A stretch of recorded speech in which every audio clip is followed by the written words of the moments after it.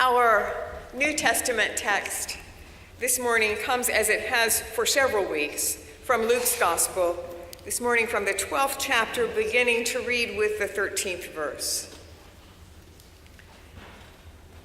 Someone in the crowd said to Jesus, "Teacher, tell my brother to divide the family inheritance with me." But he said to him, "Friend, who set me to be judge or arbiter over you?" And he said to them, that is the crowd, "Take care, be on your guard against all kinds of greed. For one's life does not consist in the abundance of possessions." Then he told them a parable. The land of a rich man produced abundantly, and he thought to himself, "What should I do? For I have no place to store my crops." Then he said, "I will do this. I will pull down my barns and build larger ones, and there I will store all my grain and my goods. And I will say to my soul, 'Soul, you have ample goods laid up for many years. Relax, eat, drink, and be merry.' But God said to him, 'You fool, this very night your life is being demanded of you, and the things that you have prepared, whose will they be?' So it is with those who store up treasures for themselves, but are not rich with God." And then he said, "Do not be afraid, little flock, for it is your Father's good pleasure to give you the kingdom. Sell your possessions and give alms. Make purses for yourselves that do not wear out, an unfailing treasure in heaven, where no thief comes near and no moth destroys. For where your treasure is, there will your heart be also." This too is the word of the Lord. Amen. For the past several weeks, we've heard thoughtful and challenging stewardship messages. I've really appreciated the way the Stewardship Committee has laid out for us the opportunities before us and the different ways we can invest in those opportunities. I've appreciated the ways we've been kept up to date on pledges to the capital campaign that have already been received, and I've been moved by the commitment of our congregation's leaders. And I bet you have too. When the big stewardship envelope at the beginning of the campaign arrived in my mailbox, I was struck by this year's campaign slogan, "Free to Give." And I was really honored when Dan, on behalf of the committee, asked me if I would preach this morning. When Helen told you that I was special, I looked in the bulletin quick to see why. And it's true that I did used to be the executive presbyter, and it's true that I've worshiped here for a long time. It's also true that I am the mother of two wonderful men, and it's also true that I'm retired, which is pretty special to me. I've been thinking a lot in recent months since I quit working in retirement about what a gift it is to be free to choose. Well, I know we've all been thinking about that in recent months as the political pundits have told us in no uncertain terms how important, how vital for our nation's future our choices, our votes are this election cycle. In those same months, I have chosen, with a lot of my time, to read my grandfather's letters. Grandfather was not free to choose. He was born to a veteran of the Civil War who was a prisoner of the Confederacy at Andersonville prison camp in Georgia. And when he was starving, my grandfather's father, my great-grandfather, made a vow to God that if God would let him live, he would educate a son for the ministry.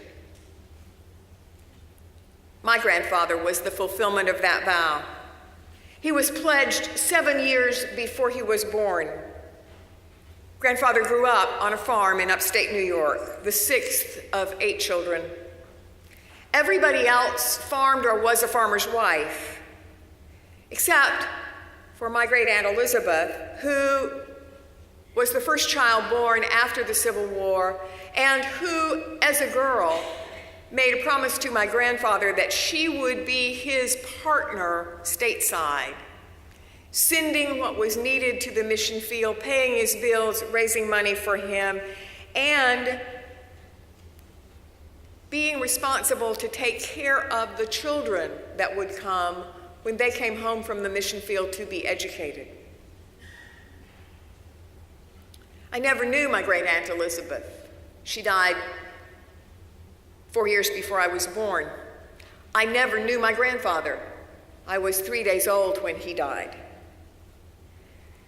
But because Aunt Elizabeth saved his letters home to the family, and because grandfather became the general secretary of the Sialkot mission, I have had a chance to know something about his life on the mission field in India through literally hundreds of letters.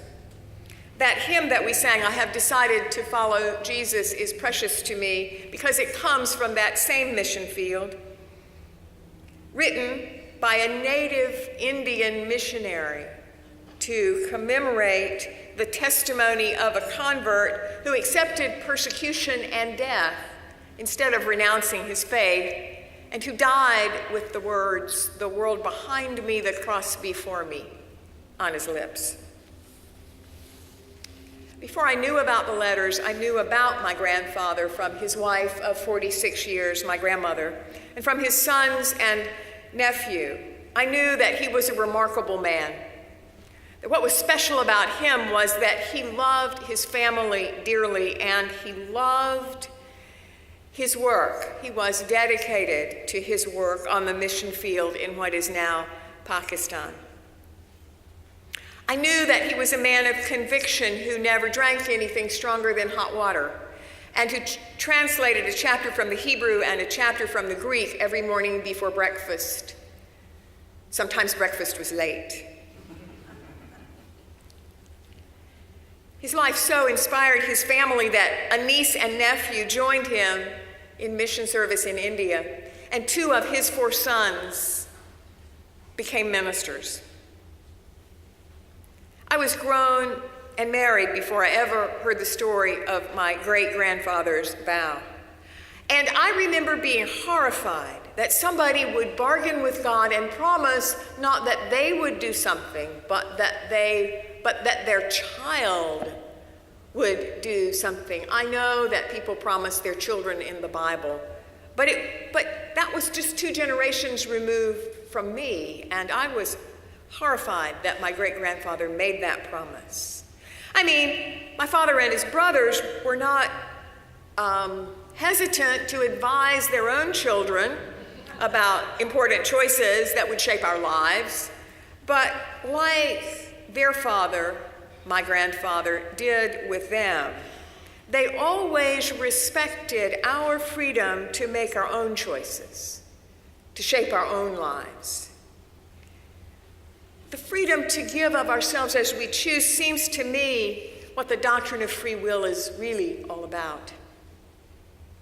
In our text for today, in the book of Joshua and Jesus in Luke's gospel, we're reminded that we are free to choose. Jewish law in the first 5 books of the Bible is full of instructions about what to do. I like to think that our own practice of Stewardship Pledge Sunday harkens back to the instructions in Leviticus while the Israelites were still wandering in the wilderness.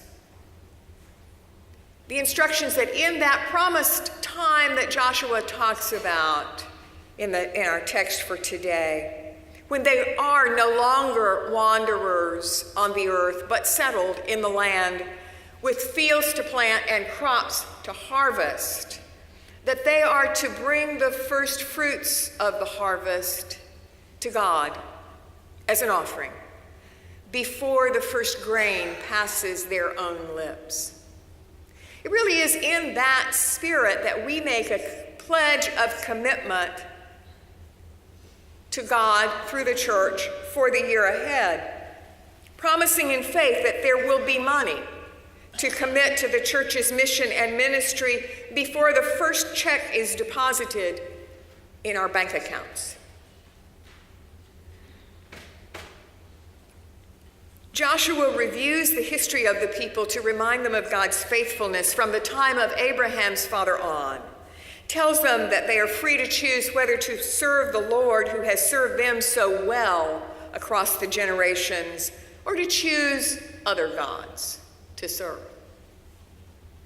Jesus, in our passage from Luke's gospel, tells the brother who comes asking him to make his brother share that he's not judge or mediator between the two of them. And then he uses that request to caution the crowd of thousands who have come out to hear him about greed. He tells them to trust in the one whose good pleasure it is to give them the kingdom and to invest themselves and their resources in that kingdom.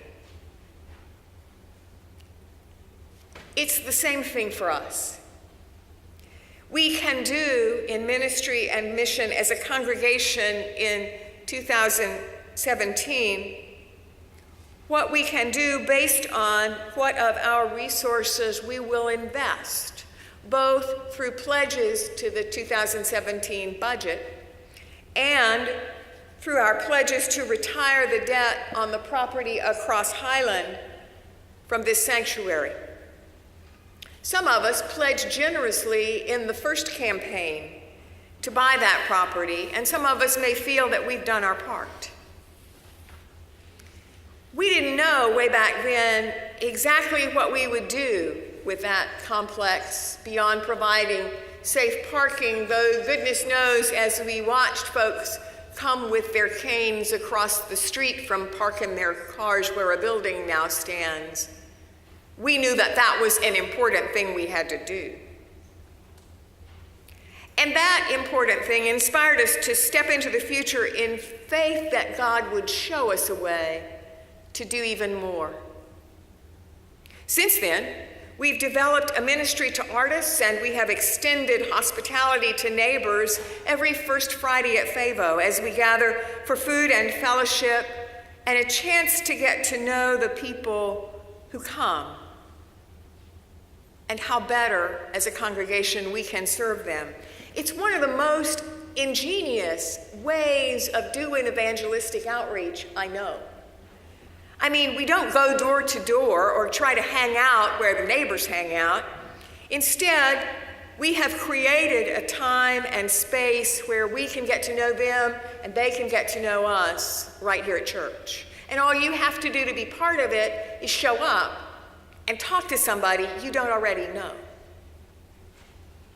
Beyond that, we've provided space for a ministry to feed hungry children around the world, a ministry that we share with people in lots of congregations, but one whose offices we house right here at Park Lake on that property across the street. I've heard that some in the congregation think we ought to retire the debt on that property by selling the front part.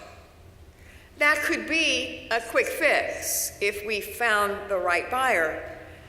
And when I was away from you down in St. Cloud working with that congregation, we wrestled with whether to sell a piece of property on Narcoossee Road and decided to sell it, to invest the money to buy another larger piece for the church to make a move at a later date. Property is something that we have to be good stewards of, and that's hard. But I'll tell you, as one who comes late on most Sundays and sits in the west transept so that most of you maybe don't notice that I'm late, I know that the parking lot is nearly full every Sunday already. I learned this morning that the spaces nearest the street are filled with people who come to Sunday school. And talking about the practice of hospitality, friends, I just want to say, I know how to find a space when I come late. But if I were a first-time worshiper, unfamiliar with that parking lot, and you have taken up all the spaces near the street, I would think there was no room here for me. I'm not pointing fingers, I'm just saying it's a thing to think about. If we decide to sell the front property and the church grows, we really will be out of parking space and out of options for expanded ministry on the corner of Highlands and Colonial. Choices always come with a price. We are free to choose when we bring our cards next Sunday, and it is no small choice that we make. We're making choices together about the future witness of our church. But maybe even more important than that, we're making choices about the kind of people we will be. Nobody directs the course of our lives the way my great-grandparents did my grandfathers. We shape them by the choices we make. Joshua understood that many generations ago when he said to the children of Israel, choose what God you will serve. Choose in which God you will put your trust. Generations later, Jesus said the same thing when he told his first followers to choose to invest with God. How fitting it is that we begin this week before we pledge our gifts here at the table. Here we are reminded of the one in whose love we were born, the one who provides for us the sustenance we need in this life, the one who gives our lives purpose and gives us the kingdom. Friends, let us taste today and see that the Lord is good. And then this week, prayerfully consider how generously our pledges of commitment next Sunday can serve God's purposes. Amen.